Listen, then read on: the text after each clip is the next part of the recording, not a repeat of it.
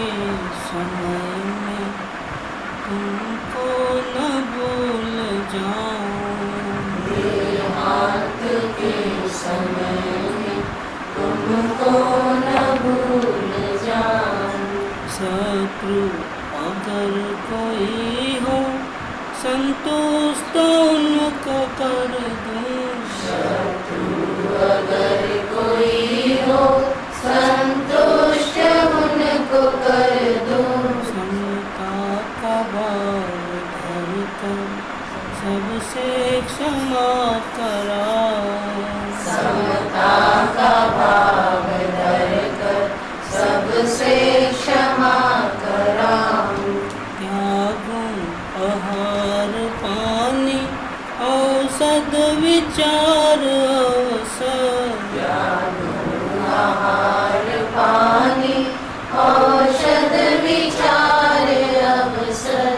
टूटे नियम न कोई दृढ़ता हृदय में लाऊं, टूटे नियम न कोई दृढ़ता हृदय में लाऊं। जाके नहीं कसाए नहीं वेदना सतावे, जागे नहीं कषाय नहीं वेदना सतावे।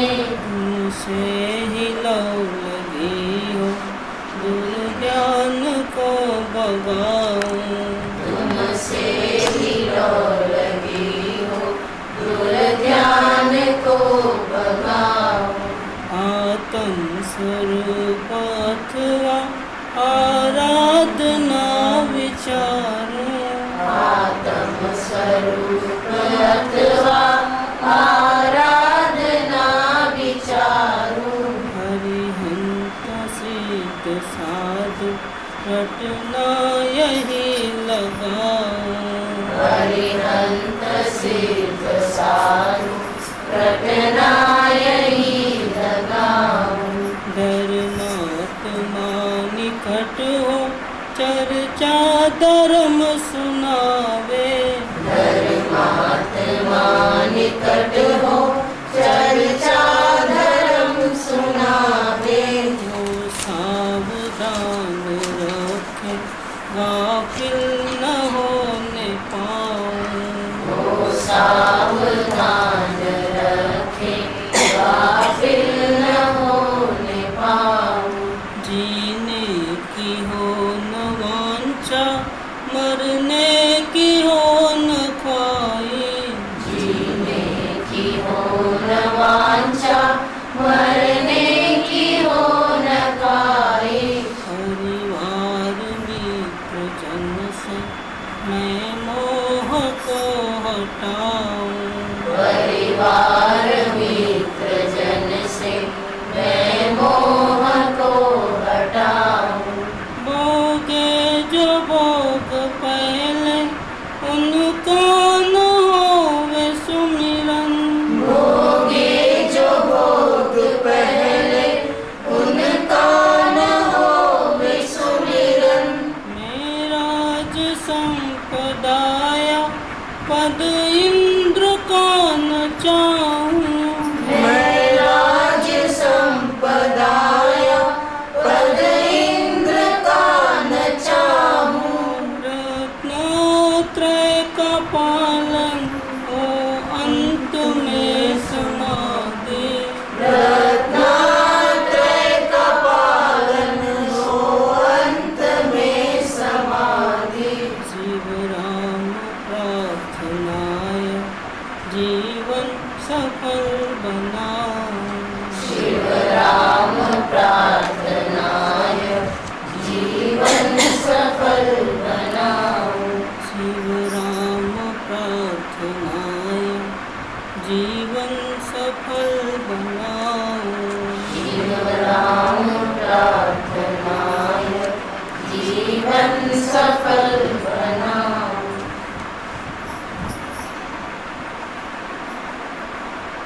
नमो रिंताण नमो सिद्धाण नमो अहिल्याण नमो वज्रयाण नमो लोये सर्वसारण नमो समय साराय स्वानुभूत्या चकाशय चित् स्वभावाय भावाय सर्वभावांतरक्षणे मंगलम भगवान वीर मंगलम गौतम मंगलम कुंद कुंडाल जैन धर्मस्तु मंगल सर्वमंगल मांगल्य सर्व कल्याण कारकम प्रधानम सर्वधर्माणां जैनम जयतु शासन ओंकार हिंदू संयुक्तम नित्यं ध्यायन्ति योगिनो कामदं मोक्षदं चैव ओंकाराय नमः।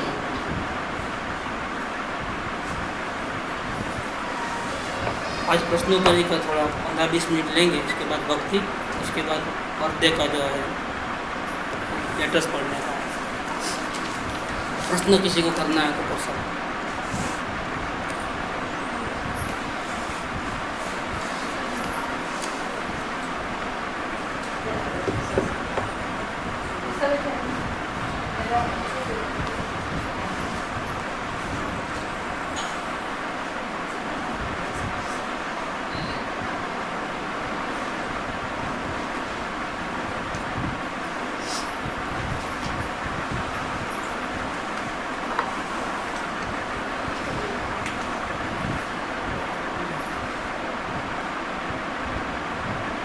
अपूर्व अवसर के बारे में किसी को कुछ बोलना है तो बोल सकते हैं, प्रश्न नहीं करना है ऐसा।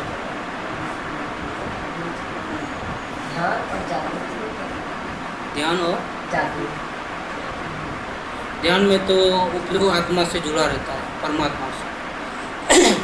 जागृति में हो सकता है कि वो परमात्मा से जुड़ा हो या ना भी हो, बाहर रह करके भी अलर्टनेस है, ऐसा भी हो सकता है। मतलब ध्यान में तो अपने घर में है, जबकि जागृति में हो सकता है कि अपने घर में नहीं है, बाहर घूमने गया है, लेकिन सावधान बहुत है। वो तो फिर जागृत आदमी तो घर में भी रह सकता है या बाहर भी, जागृति तो घर में भी रख सकते हैं, बाहर भी रख सकते हैं, लेकिन ध्यान ऐसा नहीं होता। ध्यान तो अंदर में ही होता है। इसलिए ज्ञान का काम है जानना और ध्यान का काम है भूल जाना। सब जानना वो ज्ञान, सब भूल जाना वो ध्यान। सबको भूल के हम ध्यान तो करते हैं, सब शरीर यहाँ तक कि रहते हैं, शरीर में भी ध्यान रहता है कि हम है या नहीं है लोग। फिर हम बाहर के वाले तो पूरी दुनिया को तो भूल गए। अभी इतना प्रेम नहीं करते हम अपने आत्मा से, बाहर वालों के साथ भी अपने को कोई लगाव है, कांटेक्ट तो है ही है पूर्व कर्मों का, लेकिन अपना भी कोई लगाव नहीं है, ऐसी बात नहीं है। नहीं, अपने तो भाव नहीं रहते ना, बाहर आने के अभिप्राय नहीं है, भाव है, वही होते हैं। अभिप्राय नहीं होता, क्योंकि सुख अंदर में मिलता है, इसलिए हम जाना नहीं चाहते हैं, बाहर उपयोग रखना नहीं चाहते। हाँ, अगर हमको ज़्यादा प्रेम है अपने आत्मा से तो उपयोग बाहर जाएगा तो तकलीफ भी बहुत हो जाएगी। यहाँ तक कि जैसे जैसे आगे बढ़ेंगे वैसे वैसे मंदिर में पूजा पाठ करना, शास्त्र पढ़ना, भक्ति करना, उसमें ही बहुत तकलीफ हो जाएगी। हाँ, वो बाहर भटकना नहीं है, बाहर रहना नहीं है, हमारा अभिप्राय ऐसा है। ऐसा भी नहीं कि बाहर कुछ काम है, वो कुछ नहीं है। काम तो ये मार्ग मिलने के बाद काम क्या है? अब परमात्मा क्या काम करेगा? वो झाड़ू थोड़ा लगाएगा। इसके सिवा जो भी काम करते हो वो तो डूबने का ही है, तो डूबेगा थोड़ा, इसलिए बाहर तो कुछ काम नहीं। ऐसा है, ये मुर्दा तैरता है और तैरने वाला डूबता है, ऐसी स्थिति है संसार। जितने हाथ पैर मारोगे उतने अंदर चले जाओ, डूब जाओ, और कुछ भी हाथ पैर नहीं मारोगे तो मुर्दा क्या होता है? पानी में अगर गए, डूब गए और प्राण निकल गए तो क्या होता है? लाश नीचे नहीं जाती, लाश अपने आप ऊपर आ जाती है। ऐसे ही जानना देखना तो तीर जाओगे, कुछ करने धरने जाओगे तो डूब जाओगे। करना धरना तो ऐसे भी कुछ है ही नहीं है। जब जिस दिन पता चला कि मैं ही परमात्मा हूँ, उस दिन खत्म। क्या करना, कौन सा पढ़ना है, कौन सी पूजा करना है, कुछ भी नहीं करना है। ऐसा मार्ग तो नहीं मिलेगा कि भाई चलो कुछ भी करना नहीं और सब कुछ हासिल हो जाए, लेकिन बहुत प्रैक्टिस लगती है, क्योंकि अनादि की हमारी आदत रहती है करने नहीं करने। वो इसको बहुत फुसला के ठिकाने लगा करके फिर इधर लाना होता है। ये एक दिन का काम नहीं है। कोई लोग कर सकते हैं पुरुषार्थी लोग, लेकिन थोड़ा टाइम लगता है। हाँ बोलो। भावना और हाँ भावना अगर अपने आत्मस्वरूप की रहेगी, आत्म शांति की रहेगी, तो पुरुषार्थ अपने आप होगा। लेकिन अगर हम पुरुषार्थ के ऊपर जोर देंगे तो कर्तृत्व भाव में चले जाएंगे। इसलिए कर्तृत्व भाव से बचने के लिए हमको भावना करना है। भावना करेंगे तो अपने आप वो कार्य होगा। जैसे भूख लगती है तो खाने की इच्छा होती है, तो अपने आप किचन में जाना होता है या मांगना होता है। ऐसा जरूरत पड़ेगी तो जाएंगे, तो जरूरत नहीं तो कहाँ जाएंगे। बोलो। हाँ, अगर पुरुषार्थ हमारा सही नहीं है, बार बार भटकते हैं, अपना टाइम वेस्ट करते हैं, तो समझना कि हमारी भावना में कमी है। इसलिए भावना और पुरुषार्थ का रिलेशन। डायरेक्ट पुरुषार्थ करने गए तो कर्तृत्व भाव, ये कर दूँ वो कर दूँ, कर कुछ भी नहीं सकते। इसीलिए सहज पुरुषार्थ होवे, उसके लिए हमको भावना माननी है। और भावना होगी तो वो ज्ञान निर्मल होगा। भावना से अपना ज्ञान निर्मल होगा, और ज्ञान निर्मल होगा तो सहज में पुरुषार्थ हो जाए। ये हम उल्टे क्यों चलते हैं? हम असल में उल्टे जाना नहीं चाहते हैं, लेकिन क्या करें, उल्टी दिशा को सही दिशा मान लिया है। क्या जा रहे हैं आगे, जरा आगे आ जाइए सब लोग। हम आगे बढ़ रहे हैं और गलत जा रहे हैं। क्या जिस दिन हमको लगेगा कि हम गलती में हैं, उस दिन क्या होगा, ब्रेक लग जाए। इसलिए क्या करना चाहिए अब अपने को, क्या आत्म शांति की भावना करके समझ पैदा करनी चाहिए। सबसे पहले काम को, दौड़ना बाद में, अभी दौड़ना नहीं, अभी कुछ करना धरना नहीं। पहले समझो कि क्या करना है, कहाँ खड़े हो और कहाँ जाना है। पहले ये समझने की जरूरत है। और समझ में आ जाए कि हम अपने घर के पास ही है, बिल्कुल बेकार के आटे लगा रहे हैं, अब क्या होगा, आटे लगाना बंद कर देगा, घूमना फिरना, बस वहीं अपने घर में चले जाएगा।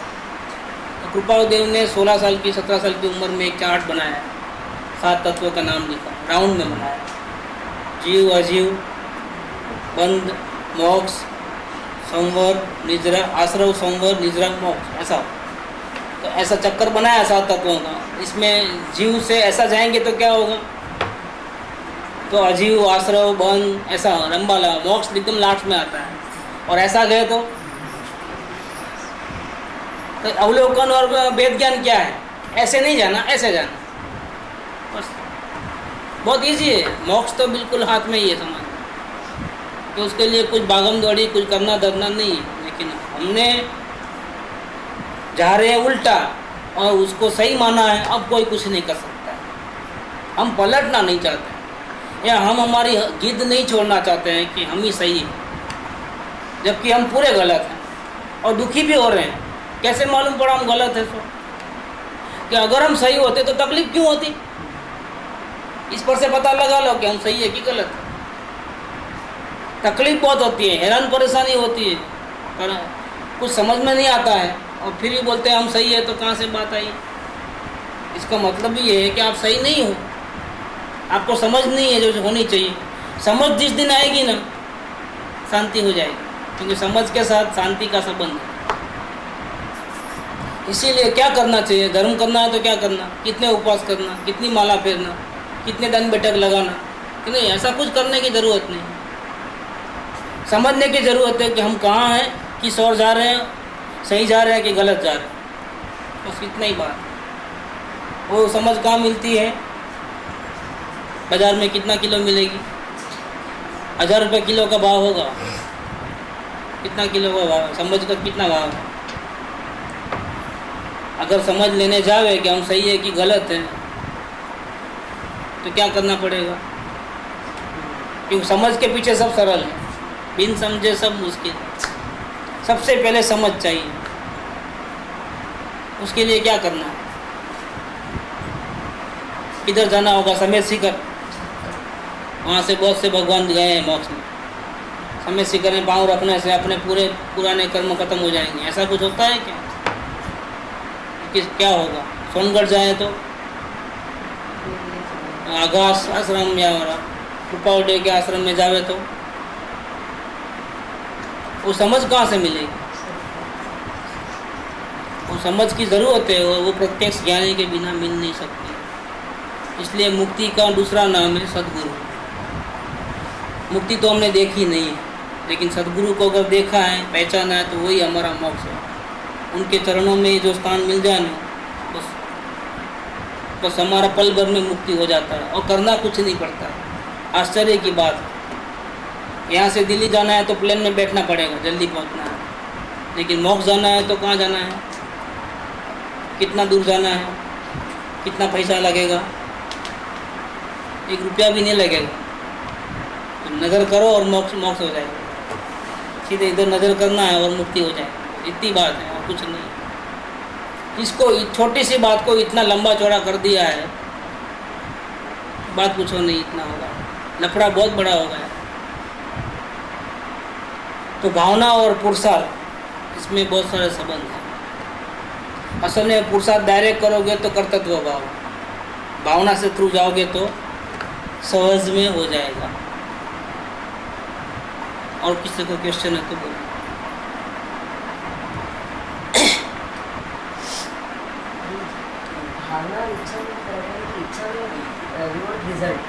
आत्म शांति की इच्छा होती है, उसका नाम है भावना।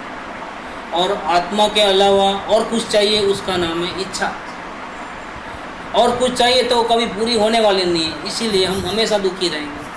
और आत्म शांति चाहिए तो उसके लिए जो नेसेसरी जो ज़रूरत है, सद्गुरु का कांटेक्ट और समझ, वो तो आत्म शांति की भावना या इच्छा से ही हो जाता है। क्योंकि इच्छा होता है, उसके पुण्य बंधन होते हैं, और पुण्य वो ऐसा पुण्य होते हैं कि जो हमको सद्गुरु के सामने खड़ा कर देते हैं। या सद्गुरु को हमारे घर आना पड़ता है, या हमको वहाँ जाना पड़ता है। इसके पीछे एक ही राज है, जीव ने स्वयं ने शांति को चाहा है, भले बुद्धिपूर्वक हो या अबुद्धिपूर्वक। उसको लगता है कि मैंने कभी धर्म किया नहीं, लेकिन नहीं, कई सालों से उसके अंदर में एक तमन्ना होगी, शांति शांति शांति शांति चाहिए, शांति चाहिए।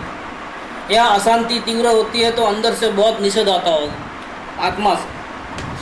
निषेध 2 प्रकार से होते हैं। अशांति तो सभी जीवों को है संसार का, लेकिन उसका निषेध अच्छा नहीं लगता है, वो 2 प्रकार से। एक तो बुद्धि से, बुद्धि कहती है कि नहीं, ऐसी अशांति नहीं चाहिए, तो उसका तो कोई वैल्यू नहीं है। लेकिन कभी कभी किसी जीव का आत्मा नकार करती है, मुझे ऐसी शांति नहीं चाहिए, इसे तो भूखा रह जाना अच्छा है, अकेला रह जाना अच्छा है, लेकिन ऐसी गुलामगिरी मुझे नहीं चाहिए। मुझे मुक्ति चाहिए, मुझे शांति चाहिए। ऐसी अंदर में जब आत्मा से आवाज़ आती है ना, तो देर है लेकिन अंधेर नहीं है, क्योंकि ये परमात्मा से आई हुई पुकार। तो क्या होता है कि इससे जो पुण्य बनते हैं, उससे सद्गुरु का कॉन्टेक्ट अपने आप बनता है। इसलिए आत्म शांति की जो भावना रखते हैं वो बहुत बढ़िया है, क्योंकि ये मुक्ति का द्वार है। हम सद्गुरु के वचन तभी समझ सकते हैं, या सद्गुरु को भी तभी पहचान सकते हैं, अगर हमको आत्म शांति की भावना होगी तो।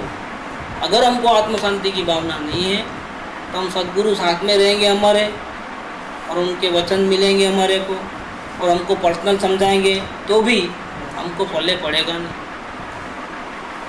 अब आत्म शांति की ऐसा कभी होता है क्या कि 50% आत्मा की भावना हो, 50% संसार की भावना हो? कि नहीं, ऐसा कभी नहीं होता। या तो आपको संसार की भावना होती है, या फिर आपको आत्मा की भावना होती है, लेकिन 50-50% नहीं होती कभी। इसीलिए आत्म शांति की भावना के साथ साथ अगर दूसरी पदार्थों की कामना हो कि प्रतिकूलता मिट जाए, संयोग अच्छे रहे, ऐसी कुछ कामना है तो हमारी डिफेक्ट है। फिर हमारी 99% भावना आत्म शांति की है, और 1% भी अगर ऐसी कोई भावना है, तब तक कार्य होने वाला नहीं। कार्य होने के लिए तो 100% आत्म शांति की भावना चाहिए। फिर संसार के पूरे काम करो, आपको कोई मना नहीं करता। हर वो काम करो जो आपके जिम्मेदारी में आया है। घर बार छोड़ने की ज़रूरत नहीं, बिजनेस छोड़ने की ज़रूरत नहीं, क्रोधादि भाव अगर आपको बहुत है तो उसको भी हम कंट्रोल करने को नहीं बोलेंगे, क्योंकि चाबी कहाँ है? आत्म शांति की भावना में। गुस्सा बहुत करता है लेकिन उसी वक्त अंदर में आत्म शांति की 100% प्योर भावना है, ऐसा हो सकता है, तो उसका काम हो जाता है। गुस्सा रोकता नहीं। ये क्रोध मान माया लोग को तो आत्मज्ञान के बाद हटाया जाता है असल में। इसके पहले रहे तो कोई प्रॉब्लम नहीं है, इतनी चिंता की बात नहीं। चिंता की बात यह है कि हमारी आत्म भावना शुद्ध है या नहीं है। अगर नहीं है तो चिंता की बात है। दुकान जाओ, कोई मना नहीं करता है, लेकिन दुकान जाने की तमन्ना वो नहीं हो करके सिर्फ आत्म शांति की भावना होनी चाहिए। घर में ही रहो, सत्संग में मत आओ भले आप, लेकिन आत्म शांति की भावना होनी चाहिए। क्यों? कि आत्म शांति की भावना होगी तो घर में कितना दिन रहोगे? जब तक पूर्व कर्म रखेंगे इतना दिन। जैसे पूर्व कर्म खत्म हुआ है तो अपनी आत्म शांति की भावना रंग लाएगी। वो आपको कहाँ लेके आएगी? सदगुरु के साथ लेके आएगी। कई लोग बहुत दिन सत्संग में नहीं आते हैं, सब मालूम है, अच्छा लगता है सब, लेकिन आते नहीं है। क्यों? कि अभी पूर्व कर्म चल रहे हैं और पूर्व कर्म बलवान है, तो उनकी आत्म भावना में इतना जोर नहीं है कि वो सामना करके भी आ जाए। कोई बात नहीं, अंदर की भावना सच्ची है ना। अंदर की भावना सच्ची है तो जब पूर्व कर्म वो खत्म हुए कि इसका रंग लगेगा, पुण्य का उदय आ जाएगा, सदगुरु के साथ कांटेक्ट हो जाएगा। जैसा कांटेक्ट हुआ सदगुरु को पहचान भी लेगा। नहीं, लेकिन अनुकूलता रहने पर भी नहीं आना, वो तो गलत है। वो भावना नहीं है, इसलिए भावना वाला तो फिर अनुकूलता है तो क्या तकलीफ। अगर जो बोलते हैं ना कि सदगुरु की पहचान होने के बाद भाववासन होना, यानी सेकंड संकित होना, अंश में आत्मा का अनुभव, तो उसके बाद भी ऐसा हो सकता है कि भाई उनको भावना न हो सत्संग में आने की और रुचि न हो। नहीं, ऐसा नहीं होता है। भावना होती है लेकिन और भी कोई पूर्व कर्म के कारण भी प्रॉब्लम होता है। कोई अभी तो कसाय पूरे मौजूद है, सेकंड संकेत वो भी कोई फाइनल थोड़ा है, मतलब तभी भी जीव तो अज्ञान ही है। ज्ञान में ही गिना जाएगा। थर्ड होने के बाद ही ज्ञान के सामने और अगर तब उसने जरा भी आज्ञा का पालन नहीं किया और वो जरा आउट ऑफ वे ऐसा कुछ इसका कोई नियम नहीं है। अंदर में तो अपने परमात्मा को चाहता है, तभी तो वो सेकंड को पहुंचा है। इसीलिए हम बाह्य वर्ताव से किसी को लेबल नहीं लगा सकते कि आगे बढ़ेगा कि पीछे बढ़ेगा, ऐसा नहीं लगा सकते। सेकंड संकेत बहुत बड़ी चीज़ है। या बिल्कुल सत्संग में नहीं आएगा, बिल्कुल कटअप हो जाएगा ना, तो भी 6 महीना पक्का गिन लेना, नियम है। तो कैसा भी वो टर्निंग पॉइंट में कब आदमी पलटता है मालूम है? वो तो एक क्षण में हारने वाली टीम आखिरी में 4 ओवर में फटाफट स्कोरिंग करके जीत जाती है कि नहीं जीत जाती? लास्ट 1-2 ओवर में ही बाजी पलट जाती है, नहीं पलटती। नहीं, वो तो भाव तो कभी पलट सकते हैं, इसलिए ताकत बहुत रहती है, जीव में बहुत ताकत। तो अभी सब लोग कुछ ऐसा करते हैं कि उसमें इम्पोर्टेंस अपने आत्मा को छोड़कर किसी और को देते हैं। तो अपने को लगता है अंदर में सेकंड संकेत वाले को अपने आत्मा का ही जोर रहता है। नहीं, ऐसे तो बाहर में देखने मिलता है कि भाई वो देखने में तो बहुत कुछ आता है, देखने में तो ये नज़र का धोखा है, बाह्य दृष्टि ही गलत है। अंतर्दृष्टि करो तो सही। बाह्य दृष्टि करोगे तो हम में से कोई भी लायक नहीं होगा इस मार्ग को पाने, इतनी गड़बड़े हैं। लेकिन अंतर में देखे तो क्या है, सब परमात्मा है, और जब चाहे तब आगे बढ़ सकता है। किसको शास्त्र का नॉलेज है? किसी को पूरा जैन की हिस्ट्री मालूम है?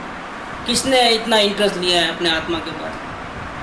अपने मंडल में तो अभी अगर देवलाली जयपुर कहीं गए तो अपना तो पूरा फजेती निकाल ले, क्या क्या है ये सब, क्या कुछ नहीं, 6 द्रव्य का नाम भी नहीं आता है।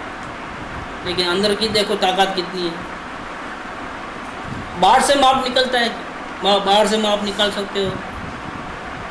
नहीं निकल। जैसे माँ का प्रेम कितना है अपने बच्चों पे, कैसे मालूम पड़ेगा? इसका कोई माप तो ले। वो तो गुस्सा भी कर लेती है, लेकिन गुस्सा क्यों करती है? प्रेम है तभी गुस्सा करती है। नहीं, प्रेम है तो गुस्सा करना ही नहीं चाहिए, लाड़ी लड़ाना चाहिए। ऐसा कोई स्वरूप थोड़ा है। इसलिए बाह्य दृष्टि तो छोड़ दो आप, उसकी तो कोई गिनती नहीं है। आप मंदिर में बैठे रहो 24 घंटा, फिर भी अंतर्दृष्टि नहीं है तो क्या फ़ायदा है? पूरे शास्त्रों का नॉलेज है लेकिन अंदर में समझ नहीं है तो क्या फ़ायदा है? उसका तो कोई मतलब टाइम पीरियड है जो भी है, वो तो रंग है। वो तो पूर्व कर्म अपना नाटक का रोल बजेगा। अंतरंग में आप भले ही पूरा पलट गए हो तो भी उसके अंदर भी अगर हम अपना संभाल लें, आत्मा से बंधे रहे तो बच सकते उसमें भी। नहीं, जल्दी लेट का होता है या स्मूथली होता है, इजी होता है। सदगुरु के शरण में रहने से क्या होता है, बहुत इजीली कार्य होता है। अब इसमें मेहनत बहुत लगेगी। नहीं, इसमें क्या है, जुड़ना भी हो जा रहा ना, उदय में जुड़ना भी हो और जा दुखी भी तो होते हैं, जुड़ना होता, दुखी दूर रहते होता। हैं तो दुखी नहीं होते हैं। जुड़ना दुखी सब होता। भले अंदर में सेकंड संकित है, लेकिन सत्संग छोड़ते हैं तो दुखी कितने होते हैं, वो चेक करो तो लगेगा कि नहीं बहुत। फिर भी ऐसे हो सकता है कि कदर नहीं आवे, फिर भी वो अपना इतनी जागृति नहीं है। पता होने के बाद भी, सब पता होने के बाद भी हम लोगों को सबको सब कुछ पता है, सामने खाइए और दे जाते हैं। लेकिन फिर भी गिरते हैं, हाथ में दिया लेकर गिरते हैं। पहले अज्ञानी थे और गिरते थे, अब हाथ में दिया है तो भी गिरते हैं। कि जरूरी है कि आत्मज्ञान होने के बाद गलतियां नहीं होंगी? नहीं, इसलिए आत्मज्ञान होने के बाद भी, लेकिन पहले क्या था, आत्मज्ञान नहीं था तो पता नहीं चलता था और दुख नहीं लगता था गलतियों का।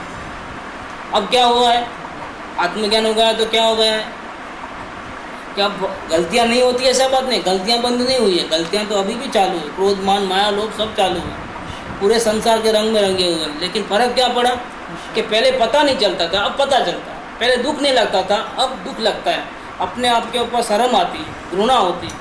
तो सेकंड संकेत के बाद जो भावना होती है शुद्ध स्वरूप की, वो भावना एकदम 100% कांस्टेंट रह जाती है। कभी ऐसा होता है कि हम भावना को इम्पोर्टेंस नहीं देते, तब पुरुषार्थ नहीं होता। और जिस दिन भावना को वो तो importance ज्ञान दशा के बाद भी ऐसा है, परमात्मा को देखने के बाद भी अगर आप वहाँ ध्यान नहीं देते हो तो क्या वेदन थोड़ा आता है? श्रद्धा पूरी क्लीन हो जाती है, लेकिन भले ही क्या करना था, सब डिपार्टमेंट अलग अलग है, एक ही आत्मा में अनंत गुण है। श्रद्धा अलग, चारित्र अलग, दर्शन अलग, वीर्य अलग, सब अपना अपना कार्य करते हैं। सेकंड संकेत वो अभिप्राय बदलने वाला मामला है। तो अभिप्राय अलग रहता है, आचरण अलग रहता है, ज्ञान अलग रहता है, सब अलग अलग रहता है। मेन बात है अभिप्राय बदलना। अगर अभिप्राय बदल गया तो देर नहीं लगती। मतलब सेकंड संकेत माने सगाई हो गई, अब 6 महीने के अंदर शादी होगी और फिर उसको भी ऐसा ही बोलो कि सम्यक दर्शन हुआ तो सगाई हो गई, अब मुक्ति होगी, लेकिन 15 भाव में होगी मैक्सिमम। ऐसा हर एक के साथ लागू होता है। भाव वासन मतलब सेकंड संकेत में और इसमें ऐसा होता है। सेकंड संकेत के बाद थर्ड आने का ही है, उसका टाइम लिमिट है 6 महीने। और थर्ड होने के उसको अगर सगाई गिनते हो तो मुक्ति आनी ही है, लेकिन टाइम लिमिट कितना है, ये मैक्सिमम 15, तो कार्य होना ही है। और कुछ क्वेश्चन है तो बोलो।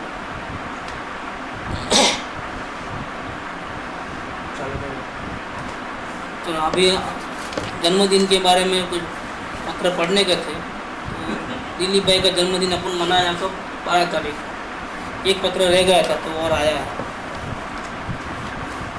सरोज बेन की तरफ से पत्र आया है। दिलीप भाई आया नहीं आया? नहीं आया। तो पढ़ने का मतलब क्या, जाना हमको तो मालूम पड़ना कि पढ़ लूँ, कल पढ़ ली, हाँ? कल पढ़। अच्छा, हम बोल पूज्य गुरुदेवना चरणों में वंदन। દિલીપભાઈની સરળતા, નમ્રતા અને નિખાલસતા હૃદયને સ્પર્શી જાય. આ સરોજબેનનું લેટર છે. કૃષ્ણ ભક્તથી કૃપાળુદેવના ભક્ત થઈ ગયા. એમની ગુરુ ભક્તિ અનન્ય છે. પોતાના ધર્મ વિશે જેમને કડાગ્રહ હોય તેમના માટે દિલીપભાઈ દ્રષ્ટાંતરૂપ છે.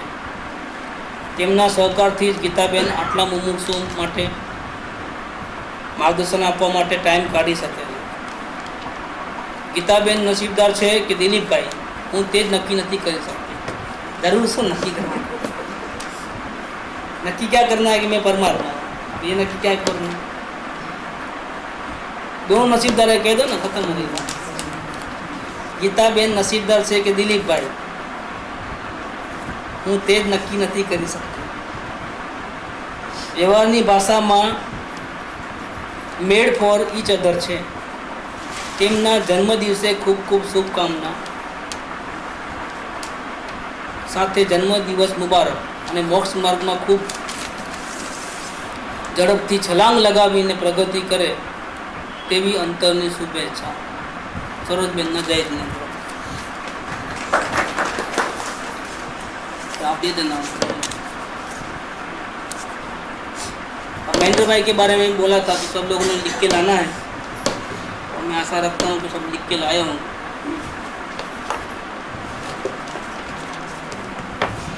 महेंद्र भाई का जन्मदिन था 11 अप्रैल को। उनके बारे में दिनेश भाई का लेटर आया है। सदगुरु देवाय नमो, श्री वितरागाय नमो। आदरणीय महेंद्र भाई, जन्मदिन की हार्दिक बधाई और शुभकामनाएं। गुरु जी से कई बार सुना, आत्मा दृष्टि के लिए कोई इंद्रियों की आवश्यकता नहीं है। इस बात का एग्जाम्पल हमको आपको देखने से मिला। आपके विल पावर और सेल्फ डिपेंडेंस से हमको बहुत प्रेरणा मिलती है। हमको लगता है कि हमको क्या तकलीफ है, हम में सब कुछ मिलने पर भी इतने प्रमादी हैं, और आपको देखने और सुनने की कमजोरी के बावजूद अपना सारा काम अपने हाथों से करते हो। किसी को कभी तकलीफ नहीं देते हो, कभी किसी से किसी भी तरह की कंप्लेन नहीं। आपका सत्संग के लिए जो श्रद्धा है वो सराहनीय है।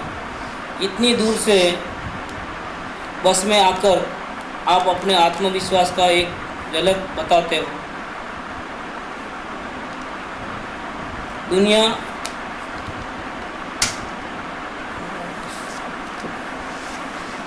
सारी दुनिया इस इंद्रिय नेत्र को इतना इम्पोर्टेंस देती है, लेकिन आपने ज्ञान नेत्र का उपयोग करके जो कमाल कर दिखाया, उसके सामने हर एक का नेत्र फीका पड़ जाता है।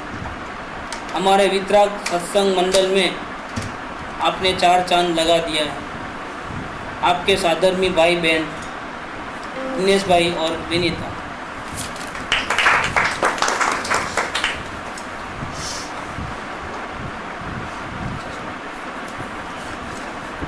और भी लेटर्स आए हैं।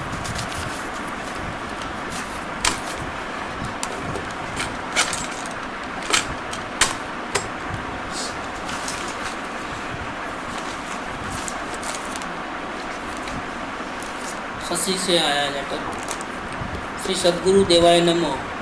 आदरणीय महेंद्र भाई, जन्मदिन की बहुत बहुत बधाई हो। सदा चुपचाप शांत रहने वाले महेंद्र भाई, आपकी खामोशी ही सब कुछ बता देती है। आपकी साधना के बारे में, आपके स्वभाव के बारे में। शांत मुद्रा, काया की स्थिरता साफ झलकाती है आपके मन की शांति को। घंटों सत्संग में एक ही आसन पर जमे हुए देखा है मैंने आपको। जब भी भक्ति चलती है, आप बड़ी ही तन्मयता से ढोल बजाते हुए उस वातावरण का आनंद लेते हैं। आप जब से पहली बार गुरु जी से मिले, तब से मैंने देखा है आपको। आते ही आपने अपनी साधना शुरू कर दी। 3 दिन में ही आपने अवलोकन को समझ लिया। चाहे जैसे भी भाव हो, गुरु जी को सर्वसमर्पण रूप से बता देना और तुरंत मार्गदर्शन लेना आपकी गुरु जी के प्रति अटूट श्रद्धा को बतलाता है। इसीलिए आप भी गुरु जी के बहुत ही चहेते और विश्वास पात्र शिष्य हो। जब भी आपको पूछा जाता इस मार्ग के बारे में, अपने परिवर्तन के बारे में, आपके मुंह से एक ही वाक्य निकलता है कि गुरु जी की कृपा से सब आनंद ही आनंद हो गया।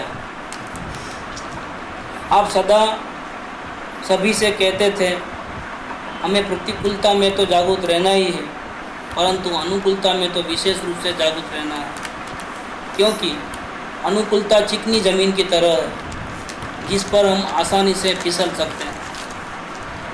लगभग सभी यात्राओं में आपका साथ चलना होता है, लेकिन कभी अपनी वजह से जरा सी भी तकलीफ न हो, ऐसा आपका व्यवहार रहता है। सदा स्थिर मुद्रा, स्थिर आसन। जब भी आपको साधनारत देखती हूँ, लगता है साक्षात मुनिराज की छवि झलक रही है। हमारा परम सौभाग्य है कि इस कलिकाल में जहाँ धर्म की इच्छा वाले जीव कहीं दिखाई नहीं देते, वहाँ ऐसे परम साधक के दर्शन हमें होते हैं। गुरु जी का परम प्रभाव है कि आज हमें ऐसा शांत, सुंदर और धर्ममय वातावरण मिला जो इस काल में दुर्लभ भी नहीं बल्कि असंभव जैसा है। आप यूं ही हमेशा हमारी प्रेरणा बनकर हमारे साथ रहें, यही मेरी भावना है। शशि।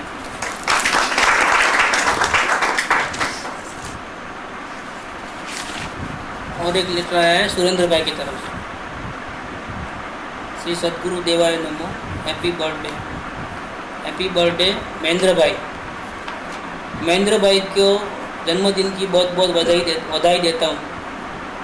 महेंद्र भाई, पिछले कर्म तो सभी को काटना ही पड़ता है।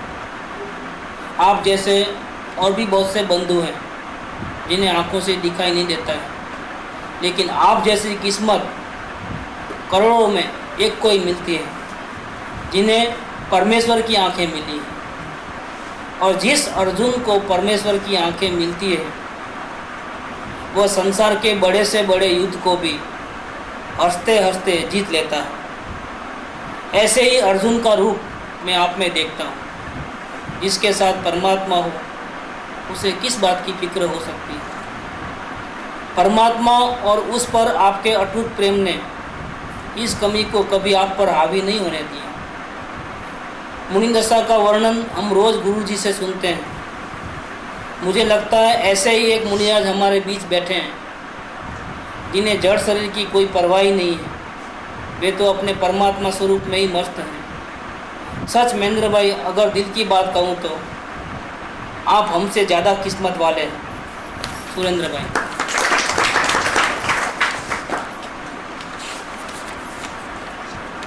सुरेंद्र भाई के लड़के श्रेय का लेटर है।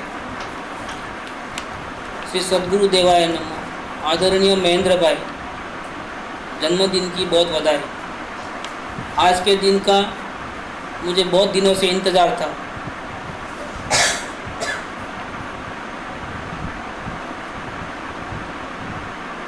उतनी खबर मैंने कहीं नहीं देखी है।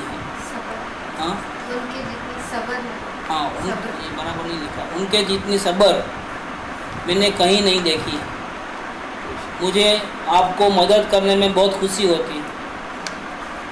आप कई घंटों तक एक ही जगह पर बैठ जाते हैं। जितना हो सके किसी को भी परेशानी नहीं देते हैं। आप हमेशा शांत रहते हैं, हर किसी को आदर देते हैं। इसके अलावा आपको शरीर की ज़्यादा फिक्र नहीं रहती है। आप जब ढोल बजाते हैं तो भक्ति में जान आ जाती है। मुझे आपसे बहुत कुछ सीखने को मिलता है। किसी से ज़्यादा बातचीत नहीं करते हैं।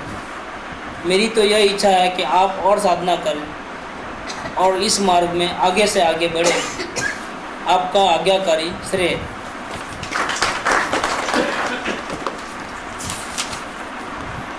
और एक पत्र है राजेश भाई की तरफ से। ओम सद्गुरु देवाय नमः। सद्गुरुदेव के चरणों में वंदन। महेंद्र भाई को उनके जन्मदिन पर बहुत बहुत बधाई। इस वर्ष उनकी आत्म साधना में वे और वृद्धिगत होवे, ऐसा वीर से प्रार्थना करता हूँ। गुरु जी की महेंद्र भाई पर बहुत करुणा रही है।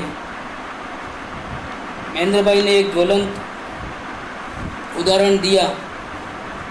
इंद्रियों का रोल नहीं है भगवान बनने में। With best wishes to Mahendra भाई, राजेश भाई। और राजेश भाई का दिलीप भाई के बारे में भी एक लेटर है। ओम सद्गुरु देवाय नमः। गुरुदेव के चरणों में वंदन। दिलीप भाई को उनके जन्म दिवस पर बहुत बहुत बधाई। दिलीप भाई बहुत सरल नेचर वाले हैं। गीता बहन ने प्रभावना इस धर्म की है, उसमें दिलीप भाई के साथ के बगैर ये संभव नहीं है। दिलीप भाई को धन्यवाद करता हूँ। With best wishes to Dilip भाई फ्रॉम राजेश भाई।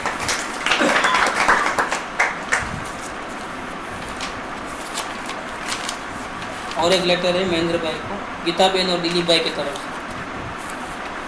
ओम सदगुरु देवाय नमः। शुभ ऋणानुबंधी आत्मार्थी श्री महेंद्र भाई, wish you happy birthday and many many happy returns of the day. Taranga की यात्रा में पहली बार महेंद्र भाई के साथ रहने का लाभ मिला। यात्रा में कम बोलना, अपना काम स्वयं करना और उनको जब ढोल बजाते हुए देखता हूँ तो बहुत अच्छा लगता है। हमें भी जब तक आत्मा का अनुभव न हुआ तब तक इस दुनिया को देखने के लिए आँख खोलनी ही नहीं चाहिए। देखो ये बहुत अच्छा पॉइंट है। जब तक हमें आत्मा का अनुभव न हुए तब तक इस दुनिया को देखने के लिए आँख खोलनी ही नहीं चाहिए। इन्होंने तो अंदर की दुनिया देखकर जन्म मरण की छुट्टी कर ली। ऐसे ज्ञानी को तो देखकर हृदय से कई बार प्रणाम करने को जी चाहता है। जो अपना काम सिर्फ 2 महीने में कर सकते हैं तो हम क्यों नहीं कर सकते।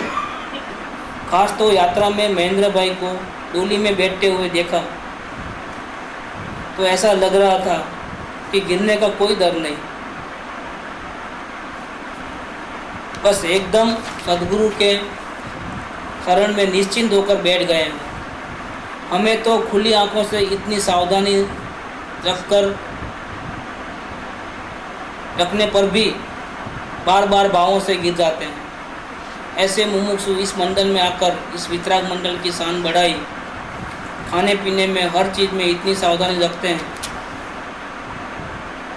तभी तो सदगुरु के इतने प्रिय है। श्री गुरु की कृपा से और आगे बढ़ें, बस यही इस शुभ दिन की कामना है। फ्रॉम गीता बहन दिलीप।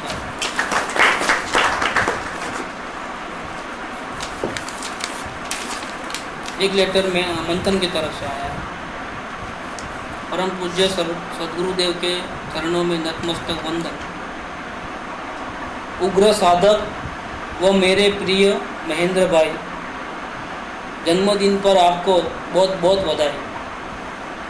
महेंद्र भाई एक ऐसे मुमुक्षु हैं जिनको देख हर धर्म प्रेमी व्यक्ति को दासपणे का भाव आ ही जाता है। उनकी सरलता व उनके अटूट आत्मविश्वास से कौन अपरिचित है। अरे धन्य है उनकी साधना, धन्य है उनका अवतार। उनको जब भी देखता हूँ तो मुझे एक ही भाव आता है कि हाँ, ये परमात्मा ही है, क्योंकि जो स्ट्रगल और जो कॉन्फिडेंस से वो जीते हैं वो तो केवल परमात्मा में ही होता है। बस इस वजह से उनके स्मरण मात्र से हर कठिनाई से लड़ने का मनोबल उत्पन्न होता है। He indeed is a very holy soul. The remembrance of which itself gives a whole lot of confidence and strength, with wonderful optimistic outlook towards life. निर्भय निराधार हैं सुरवीर परमात्मा, वारे वाह ज्ञान नेत्र से कर डाला भव भ्रमण का खात्मा। महेंद्र भाई, आप में इतने गुण हैं कि मेरी कलम की ताकत ही नहीं है कि उन्हें शब्दों का रूप दे सके। आप में तो अपने परमात्मा का गुणों का भंडार ही पड़ा है और आप इतने मस्त हैं कि वह सभी गुण आपकी सरलता के आंगन में बसे हुए नजर आते हैं।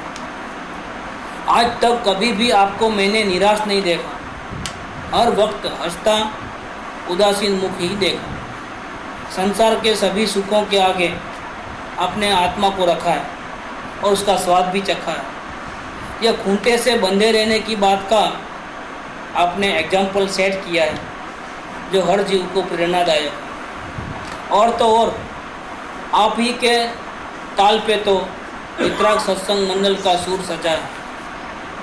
आप ही के ताल से बंधा है हमारा सुर, ताल पे ही आपके खिलता है कमल कंठ मधुर। जी करता है दम दम नाचे, छम छम नाचे, बांधे आज नुपुर। कण कण से एक ही निकले परमात्मा परमात्मा का सुर। महेंद्र भाई ने ये प्रूव किया है ये पंच इंद्रियों बिना ही यह अतीन्द्रिय ज्ञान खिलता है। यह तो उनके अटूट मनोबल व कठिन पुरुषार्थ का भी प्रूफ है। मैं तो केवल उन जैसे बन सकूं ऐसी भावना पाता हूँ।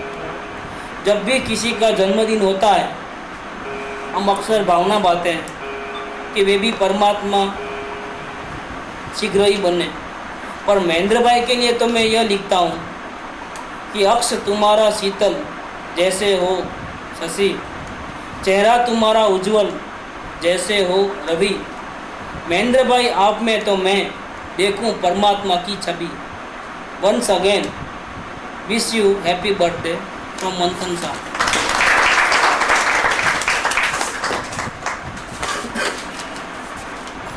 अभी आएंगे से क्या करेंगे, 3 दिन पहले ही बोल देंगे। मैं भूल जाता हूँ, डेट है ना आगे से मैं उसी दिन लिखता हूँ। क्या सबको तैयारी करने में टाइम इतना लेट ना होगा। अब भक्ति शुरू करते हैं। हाँ थैंक यू। मेरा तो पहले उस दिन पढ़ता था, मेरे को क्या है 5 मिनट में हो जाता है तैयार, तो मेरे को चिंता नहीं रहती है, होता हो तैयार हो जाता है। लेकिन अभी सबको प्रैक्टिस नहीं है तो थोड़ा टाइम लगेगा। अवलोकन की बुक लीजिए, ये बोलो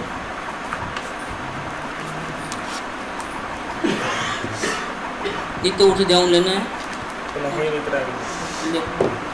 महेंद्र भाई ढोल बजाओ।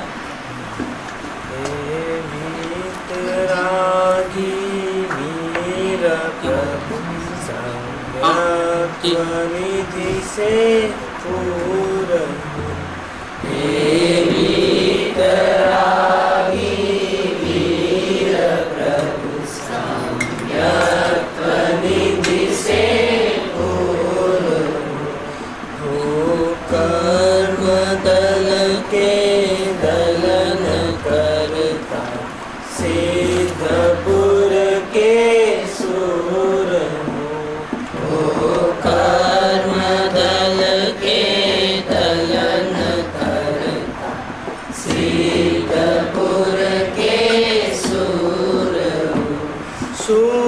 शुद्धात्मा को साध कर सर्वज्ञ पद को पा लिया। शुद्धात्मा को साध कर सर्वज्ञ पद को पा लिया। मद मोह मिथ्या ज्ञान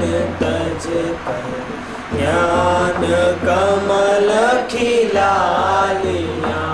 मद मोह मिथ्या ज्ञान तज ज्ञान कमल खिला लिया। सब आत्मा भगवान है, यह दिव्य ध्वनि का सार है। सब आत्मा भगवान है, यह दिव्य ध्वनि का सार है। सार बस शुद्धात्मा संसार सब निसार है। सार बस शुद्धात्मा संसार सब निसार है। सबका परम कल्याण हो, दुख दर्द का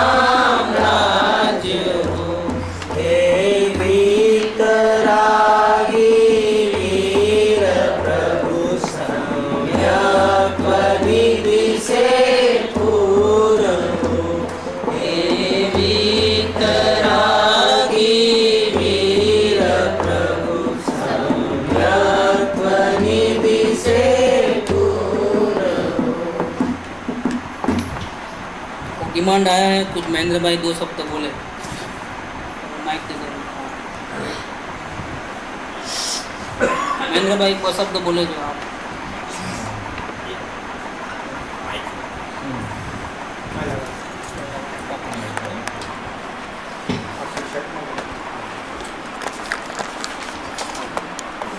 हाथ से पकड़। श्री गुरुदेव नमः। आपकी कृपा से ही जो कुछ बदलाव आया है वो आपकी कृपा से ही सब हुआ है। संपूर्ण वितराग सत्संग मंडल परिवार सब मुमुक्षों के कारण से भी बहुत कुछ जानकारी मिली है। चर्चा में जो सवाल जवाब होते हैं वो भी बहुत प्रेरणादायक कभी कभी हो जाते हैं।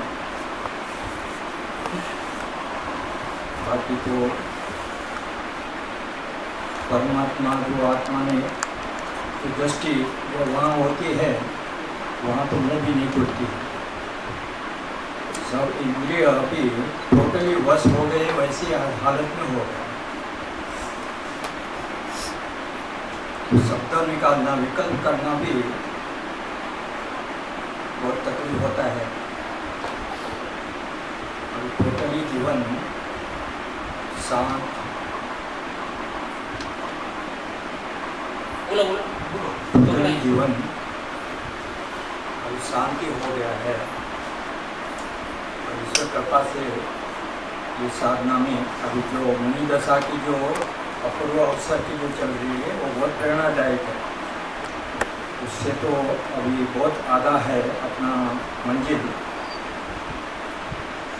ईश्वर से वही चाहता हूँ कि गुरु जी की कृपा से ये साधना में और सब मुमुक्षु की कृपा से बहुत शांति आनंद से आगे बढ़ें और सभी जनों को ये परमात्मा मार्ग का शांति प्रेरणा करे।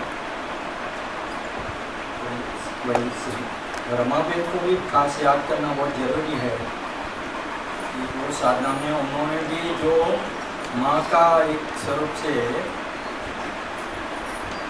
जो ध्यान दिया था वो टाइम में, वो भी बहुत याद बहुत आ रही है। उनकी भी बहुत बड़ी कृपा है। तो अभी ज़्यादा याद नहीं आ रहा है, फिर भी बहुत शांति, बहुत आनंद महसूस कर रहा हूँ। बहुत खुशी है।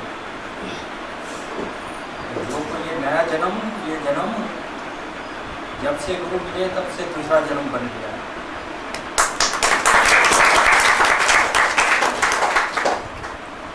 तब से ये सच्चा जन्म मैं समझ रहा हूँ। गुरु जी की चरणों में नमस्कार। पहले आप कौन सा धर्म पालते थे? वैष्णव था। क्रिया करते थे ऐसा कुछ? उनकी कोई क्रिया करते थे धर्म की? पूजा पाठ और गीता पाठ ये सब चालू ही थी रेगुलर। सत्संग भी जा रहा था आश्रम में, और बहुत कुछ सत्संग में जाने का हुआ। लेकिन ये जो परिवर्तन जो यहाँ होने का स्वयं वो तो सुन के वैसे ही निकल जाते थे। यहाँ तो स्वयं चेंज करने का मौका मिला, जो कहाँ भी मैं नहीं देखा है। जो अवलोकन की प्रथा से ही अपनी इच्छा मुक्त हो जाना, ये कहाँ भी मैंने नहीं देखा है। जो स्वयं से ही बदल जाते हैं, करना नहीं पड़ता है, हो जाता है। ये एक बड़ी बात मैं यहाँ से जानकारी आनंद मिलेगी। जो स्वयं से स्वयं बदल सकता है, जो मैं नहीं समझ रहा था कि इतना मैं परिवर्तन कर सकूँगा। ईश्वर की कृपा से ये मेरा धन्य लाभ समझता हूँ कि ये यहाँ आने का मुझे मौका मिला। और ओम प्रकाश जी का भी बहुत शुक्रगुजार हूँ कि उन्होंने मुझे यहाँ का रास्ता दिखाया। घर में जो आप पूजा पाठ पहले करते थे अब नहीं करते तो घर में प्रॉब्लम हुआ? पहले पूजा पाठ वगैरह करते थे घर में, अभी नहीं करते हो तो कुछ शुरू में तकलीफ आई थी घर में? बारी बार रहती थी, पूजा पाठ किया था जो हो रहा था बारी बार होता था, परिवार में कुछ नहीं होता था। वो होने के बाद वापस वैसा ही पोजिशन में आ जाते थे। यहाँ तो स्वयं को शांति मिली, दूसरे को भी शांति मिली, ये एक बड़ी बात देखने को मिली। स्वयं बदलने से दूसरे भी शांत हो गए, अपने को भी शांति मिली। तो दोष सबको दोष मुक्त बनाने का एक रास्ता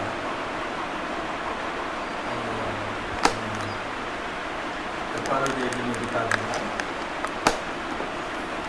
तारा दोषे तारे बंधन से ये सबको दोष मुक्त बना दिया।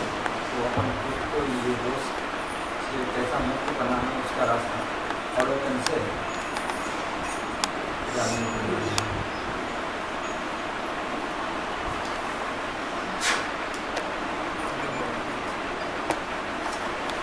बातें तो बहुत कुछ हैं, पूरी 5% भी नहीं आती है उनके जीवन को। कभी उनकी पुरानी लाइफ के साथ अगर हम कंपेयर करेंगे तो इतना बड़ा चेंज तो, और वो भी इस हालत में, तो सब इस वितराग मार्ग की कृपा है। ये प्रूव करता है कि हमें जो मार्ग मिला है वो अति सुंदर है और सद्भाग्य से मिला है। ऐसा मार्ग सभी को नहीं मिलता, कभी इतने नसीबदार नहीं होते हैं। ये तो हमारे सामने लाइव एग्जाम्पल है। इनको रोज़ सुबह 1.5 घंटा पूरी गीता पढ़ते थे, वो कंठस्थ थी उनको। और जन्माष्टमी के दिन उनके घर में कृष्ण जी का झूला वगैरह होता था।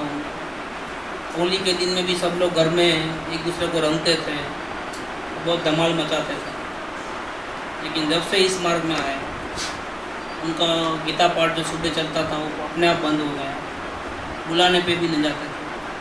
कोई भी धार्मिक फंक्शन में उनको हमने मना नहीं किया है किसी बार कभी भी, लेकिन वो खुद ही जाना बंद कर दिया अपने आप।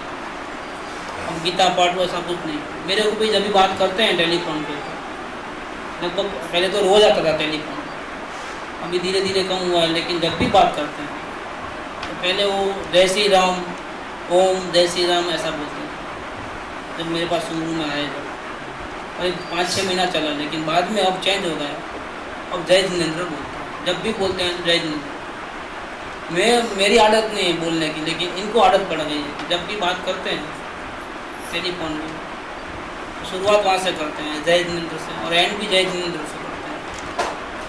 एक बहुत बड़ा चेंज देखा है इस मार्ग में। भगवान को या गुरु को जरा भी पूजा करवाने की इच्छा नहीं होती, क्योंकि वो पूर्ण वितराग है। लेकिन जो इस मार्ग में आता है उसके आत्मा से ही ये आवाज़ निकल जाती है सदगुरु के प्रति और परमात्मा जिनेंद्र के प्रति। उसको अपने आप अंदर से ही भक्ति भाव आता है।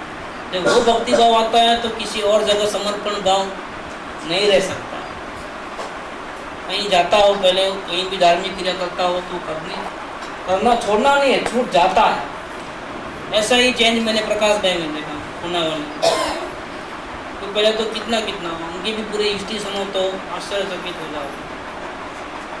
अच्छा, कृष्ण भक्त है, उनके आजू बाजू में मैं एक दिन रहने को गया था, तो उनके अड़ोस पड़ोस वाले ऐसा बोले कि कृष्ण भगवान की बात करेंगे तो हम सुनने को आएंगे, और आपको सुनने को आना है तो आओ, नहीं आना है तो कोई बात नहीं। यहाँ तो आत्म शांति की बात चलती है, और मैं इसको ही मानता हूँ। और जहाँ जहाँ पहले कांटेक्ट थे उसमें सक्रिय भाग लेते थे। तो शंकर जी के मंदिर में या कृष्ण भगवान के या वैष्णो देवी के बहुत जगह जाते थे, लेकिन सब लोग पीछे पड़ गए, आप क्यों नहीं आते हो, क्या प्रॉब्लम है, क्या नहीं है। लेकिन नहीं बोला, मैंने अभी एक ही पकड़ लिया। इवन घर के फंक्शन के अंदर दशहरा के दिन एक दिन तो मैं वहाँ पूना में था और उनकी दुकान पे लेके गए। दशहरा के दिन ये लोग क्या करते हैं, भक्ति करके नया आर पूरा चेंज करते ना सभी भगवान। तो उनके दुकान में भी कृष्ण भगवान की, सब लोगों की भगवानों की छवियाँ थी। उनके पिताजी को मालूम है कि कभी अभी नाम लेता नहीं है किसी का भगवान का, मंदिर में भी कभी आता नहीं। तो मेरे सामने उनको बोले देखो ये नया हार आया है, पुराना निकाल के नया लगा दो, तेरे हाथों से अच्छा लगे। तो उनको अंदर में तो ये भाव आया कि ये हार तो उनको क्या पहनाऊं, मेरे को पहनाने। मेरे बाद में बोले कि मेरे को सुनते ही मेरे को ऐसा भाव आ गया, असल में हार तो आपको पहनाना चाहिए, इनको पहनाने को कोई मतलब नहीं है। लेकिन मैं खामोश रहा, इतना कोई ज़्यादा मगजमारी नहीं किया। इतने में एक नौकर आया, नया रखा था, और तेरे हाथ से अच्छा लगेगा, तू भी लगा करके उसको हाथ पे थमा दिया। ये चेंज हमने नहीं बोला है, किसको मानना किसको नहीं मानना, हमने कभी किसी को नहीं रोका, लेकिन ये अपने आप हुआ। ऐसे ही अपने बोलाराम में जो महाराज साहब आए थे ना, आप थे, क्या नाम था, गौतम मुनि। तो उनको कुछ मालूम पड़ा होगा, तो हम उनके जो चाहने वाले बहुत से लोग, आपके लोग वहाँ जाते थे, अब नहीं जा रहे हैं, अब यहाँ आ रहे हैं।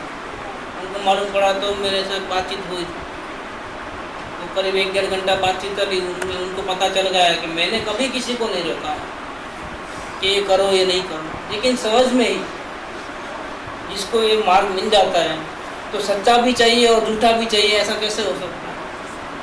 जहाँ अपनी आत्म शांति ज़्यादा होती है, जहाँ विशेष लाभ होता है, वहीं जीव अपने आप जाता है।